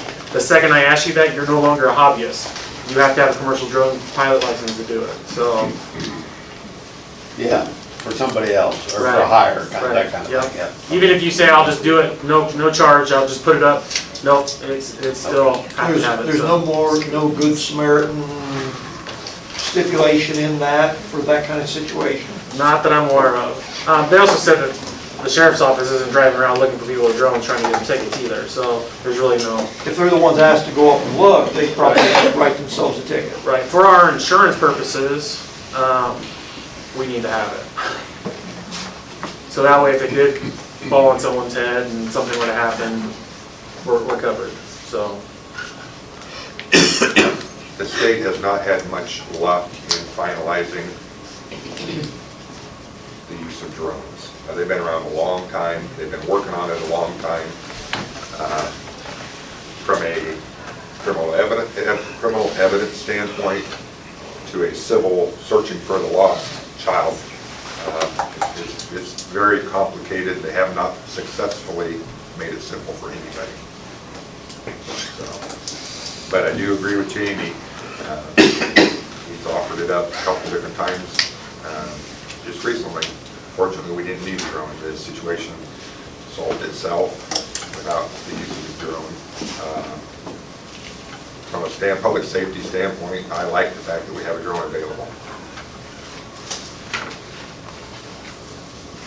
How long have you had it? We've had them for a couple of years now. And I don't think the state regulations are over yet. I mean, certainly not. I know they're not over from a criminal evidence standpoint, so. Any other questions for Jamie on that? Number 11, state training, discussion on training brought into the county over the last 5 years. So the state released some document on different trainings that they, of course, brought into the state, either the state or federal trainings.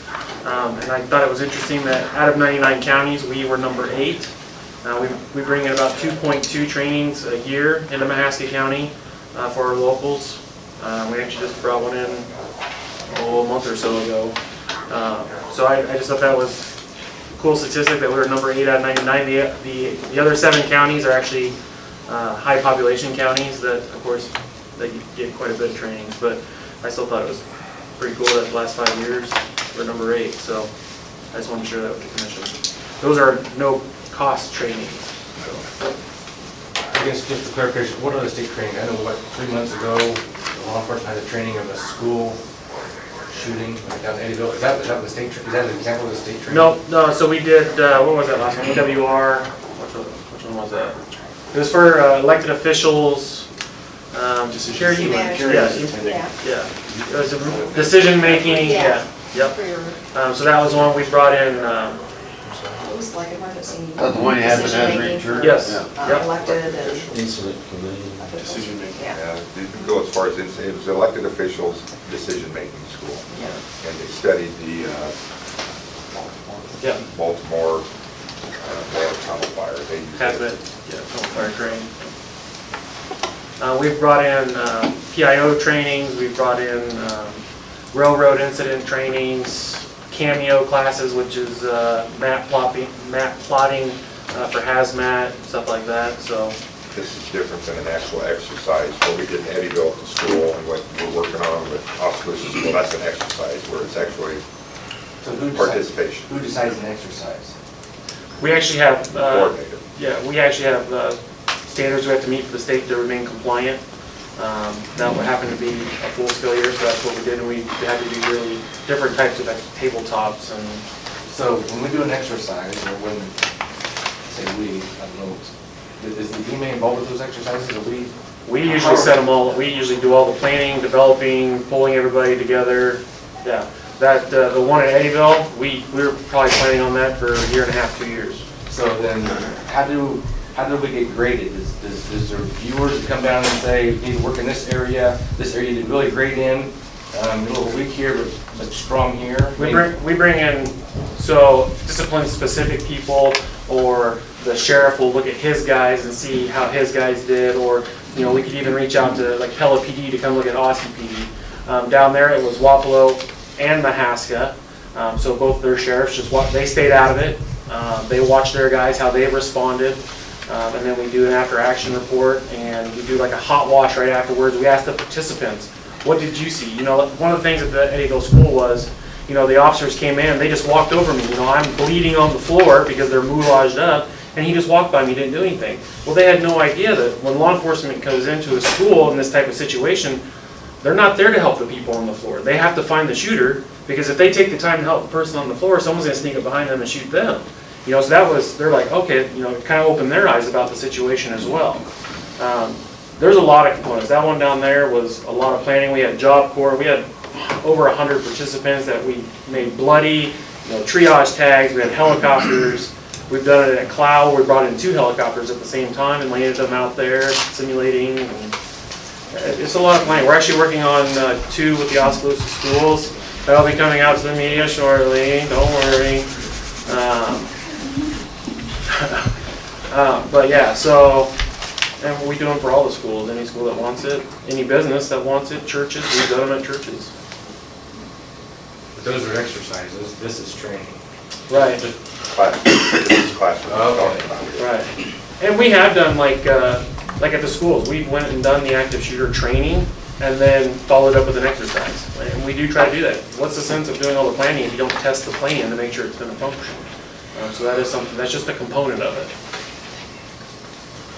There's other stuff that training that Jamie, because of his paramedic background, can do that's not included in this. In just a brief example, we, all the deputies and myself now carry a tactical first aid kit. It's beyond Band-Aids and I mean, it's gunshot wounds and that type of thing. We got the training from James through the EMA because he has the paramedic background. He has the certifications to instruct that type of thing.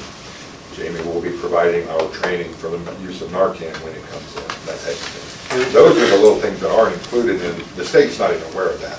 No, I didn't know. These are classroom schools, it's not just for Oskaloosa Fire, Police, Massachusetts County, or ambulance. This is where other jurisdictions are invited in. And we likewise, we go to other counties that host similar schools, so. And this doesn't include, like, we just did a hazmat tech refresher, $1,500, we got reimbursed for that. We just, the next grant cycle, we're approved for a $5,000 initial tech class, commodity flow study. I mean, so there's a lot of other stuff that's always being done, and I usually try to share it as, you know, as it comes out. I was kind of proud of that statistic, 8 of 99, I mean, I thought. And I do, anytime a training comes out, I usually try to jump on it right away, and I have yet, knock on wood, had any problems filling those classes. So I think it's great. If we can get it here locally, I can get a lot more of my guys there, because if he's sending 4 guys to this training, that's half of his department, you know. But if it's here in town, it usually works out really well. Any other questions for Jamie on the training issue? Move on to number 12, siren repair addition, discussion, action. Yeah, so the addition, we'll start with A, there's New Sharon. So I talked to Mayor Height, and I believe Councilwoman Lamberson's aware of it as well. You know, when we start taking over the sirens and stuff, the only one that we don't have is the New Sharon one. And that's because it's not actually hooked to the radio system. When we first kind of talked about it, it was you had to make sure it was functional, and then we would take ownership of it and maintain it from there. And that was, you know, the one thing that they didn't have the radio in there to make that connection. And Dustin felt, you know, that cost could be absorbed. And I don't know, Carrie, if you want to, I mean, that pretty well covers it, but. Yeah.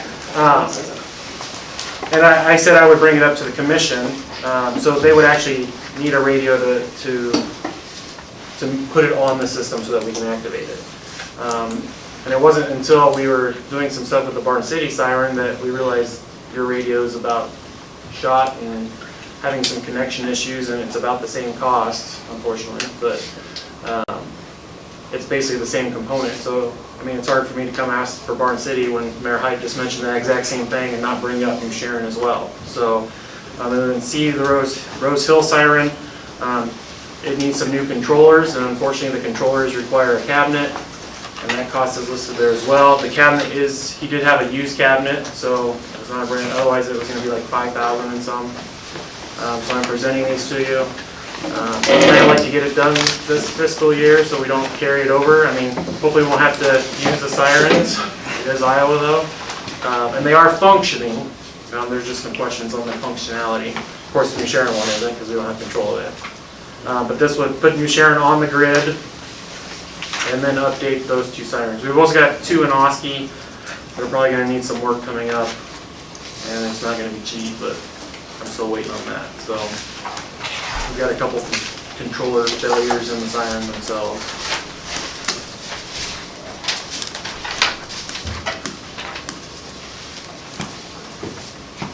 I know that the city of Rose Hill has been working closely with you so that, because we were doing, making some changes in our park system and how we're just doing things to better our community many different ways. And one of those, we were able to get electricity to that we didn't have in the city.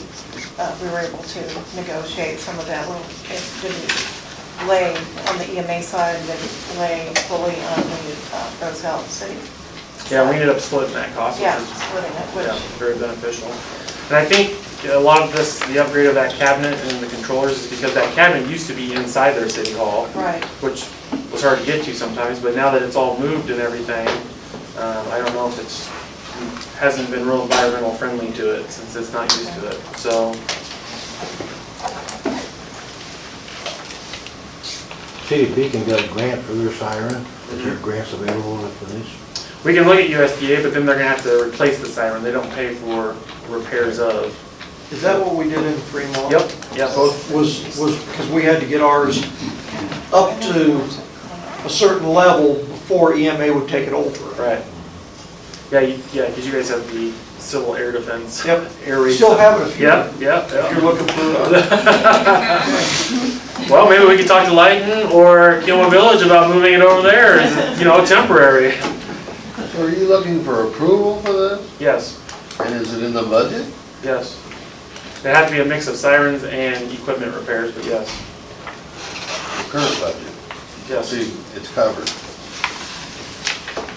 But ours is just a radio upgrade. Yes, Our siren's not that old. no, yeah.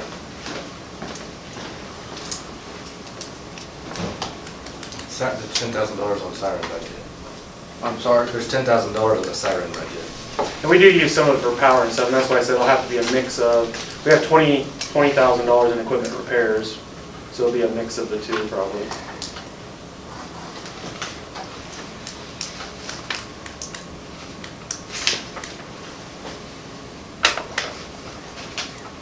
I'm gonna bring something up, but it's late, so I'm gonna wait until later. I'd like to know you are budgeting. Do we have a line item listed where we're at? Excuse me, what our budget for so far? Yeah, I get one every month. I guess I'd kind of like to see if this is where we're at, Okay. out of curiosity. Will that show the state grant, we've got $210,000 or $12,000 for the surcharge money? That's a different account, but I can share that one too, I can that one as well. I think it'd be good for everybody to know where we're sitting. That's fine. Well, you saying there wasn't one in the packet? No, I said I could share that one too. Because we've talked about that before.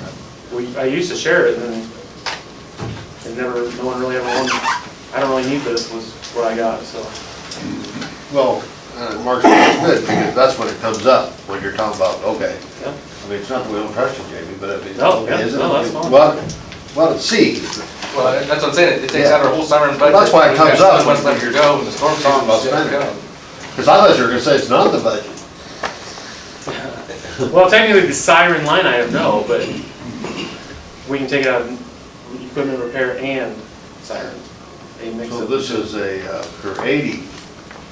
Yes. That's how we do a lot of our. More for budgets. 80. Yes. Yeah, okay.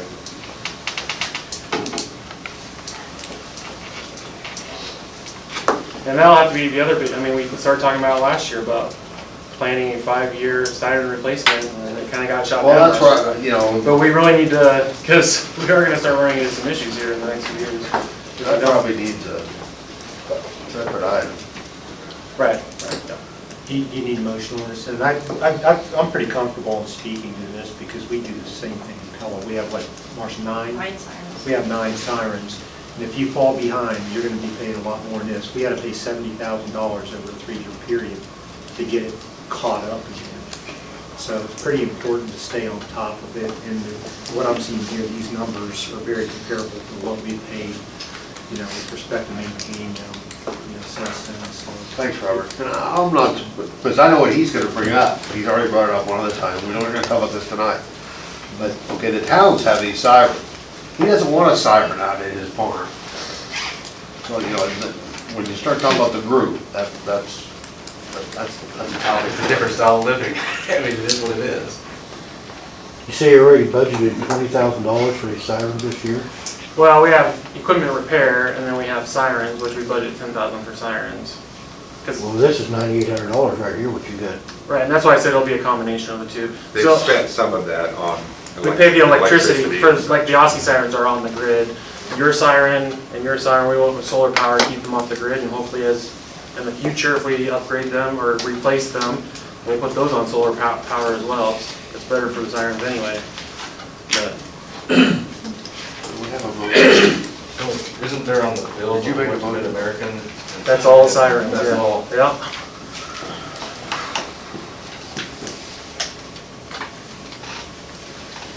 Is there any motions on the table? I can make a motion to. I'll second. Any further discussion? Then moved and seconded that we pay these, the three listed expenses there for the sirens. All those in favor say aye. Aye. Opposed, same sign. Number 13, bill approval, discussion and action.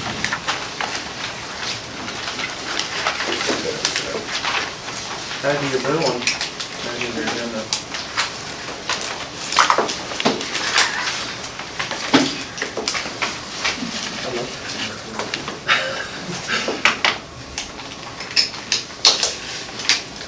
So it's just another bill for the study, or for the, excuse me, for the RP, we've already paid for the study, or you already paid for the study, but.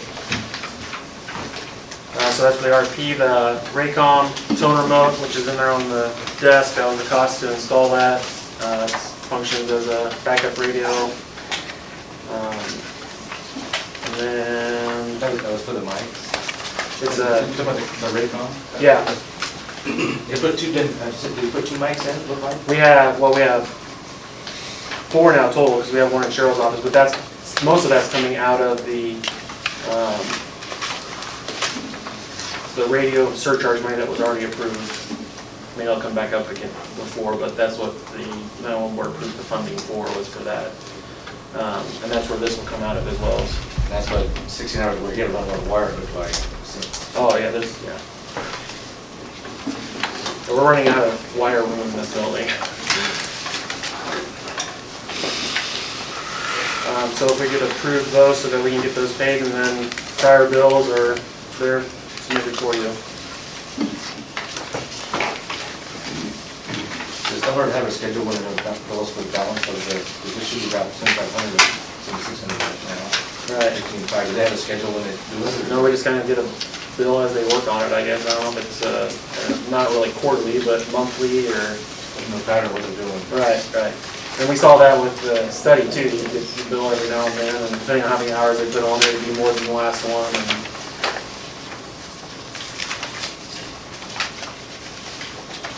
Pay the bills. Seconded. Been moved and seconded to pay these two bills. Any further discussion? All those in favor say aye. Opposed, same sign. And then, see, there was a claim review, that's all the smaller expenses that I signed off on, correct? correct. So, peruse those when you have a chance. Unless there's a question right now on the claims review. All right, now is when we'll take any public comments from anybody.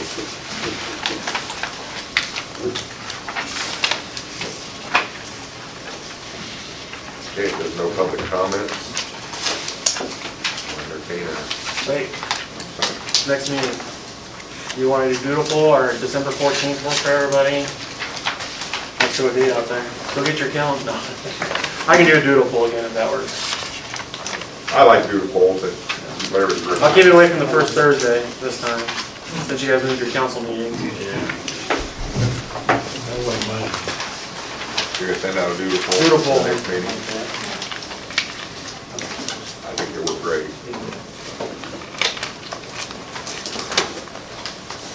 One last thing, yellow tab, just the letters from the governor's office on those awards.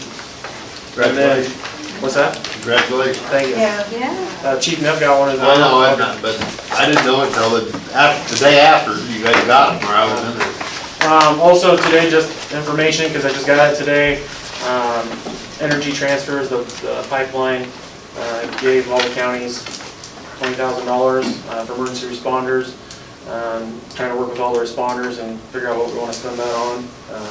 So I will bring that to the commission too when they decide that, because of course you'll have to approve those bills since it's $20,000, so.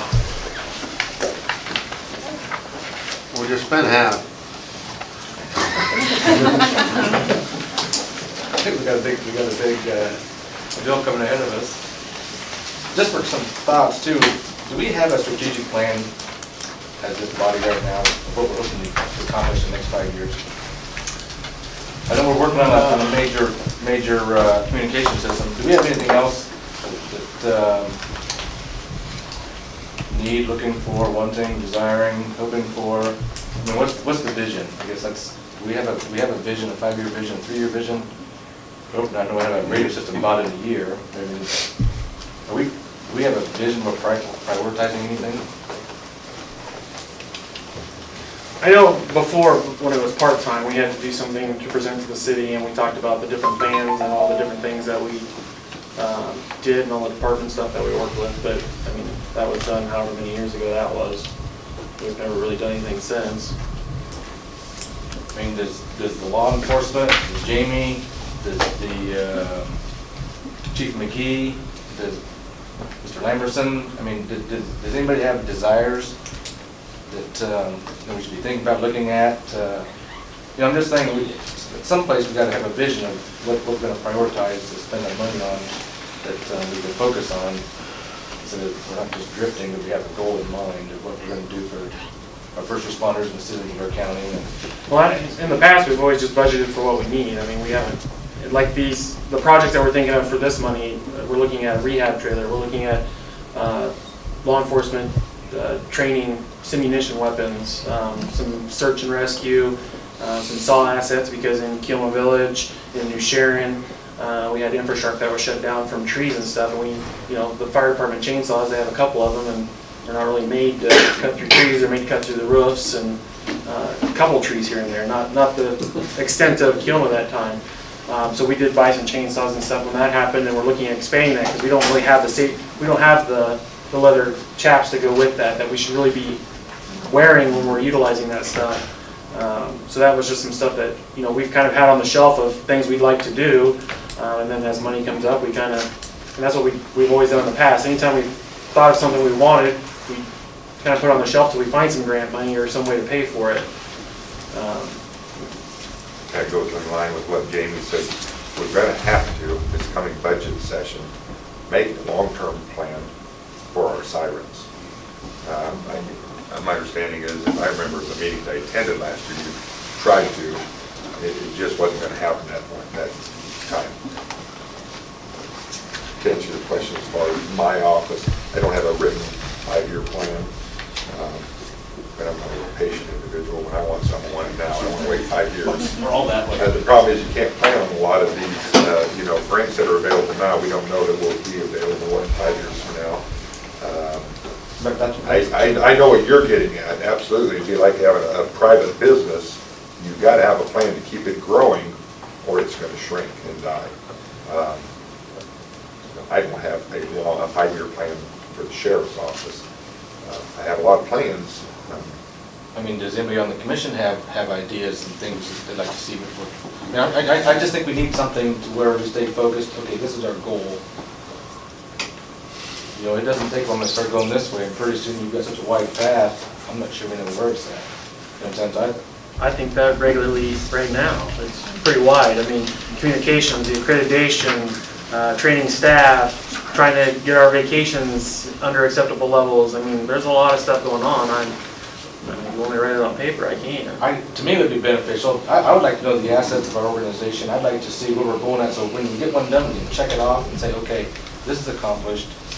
What do we want to? What do we have the financing for? What do we have the personnel for? What do we want to strive for? What's going to be best? What's our priority? Are you wanting me to?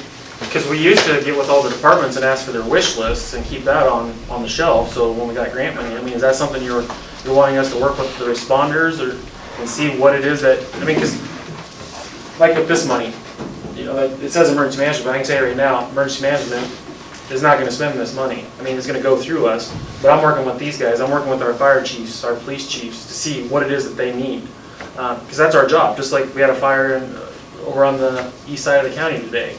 We went there. What do they need? What can we do to support you? And that's really what our job is what can we do to better serve you right now? What can we go and get you? Even if it's a bottle of water, which we did get them. It's a good discussion for it, but I think, personally, I've always said this, I know nothing about law enforcement, not much about radios. We're oversight for the money.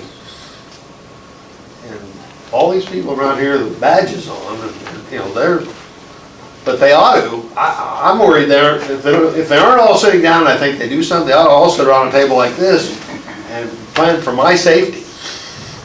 You know, I'm not sure if that's where you're headed, but. The 5-year plan should come from the agencies that we're trying to serve. That's what I think. I don't have any credentials to do that. I mean, I can run a business. Well, and I will say, it's not just the agencies we serve. I mean, we do serve the cities. It's just kind of like I'll throw the Mahaska word out there. You know, that's for you guys to use if you want to use it.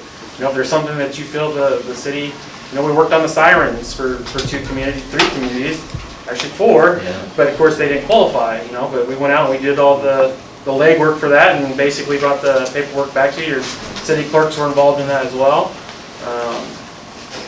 Yeah, I mean, But if we live through the radios and the sirens, I mean, those are gonna be the 2 that, I mean, those are, you know, that's no joke. That's a lot of work right there. Well, and you know, like I said, I will gladly put it on paper. We talk about that path being wider, that's just a little bit wider now, because now I gotta try to put that together, and we're working on budget, we're working on, The radio and sirens might be our 5-year, because that's the what I- radios are gonna take us, the communication is probably gonna take us 2 years, at least. So then, you know, working the sirens in there as well. plus, we still have our state requirements in order to stay compliant with the state. And always, you want to look at the history of what you've been successful with. And one of the things that comes to my mind is to continue with the training. I mean, that's a huge feather in the cap for Mahaska County. And to build on that, you want to build on your successes. And there's a lot of successes in this community.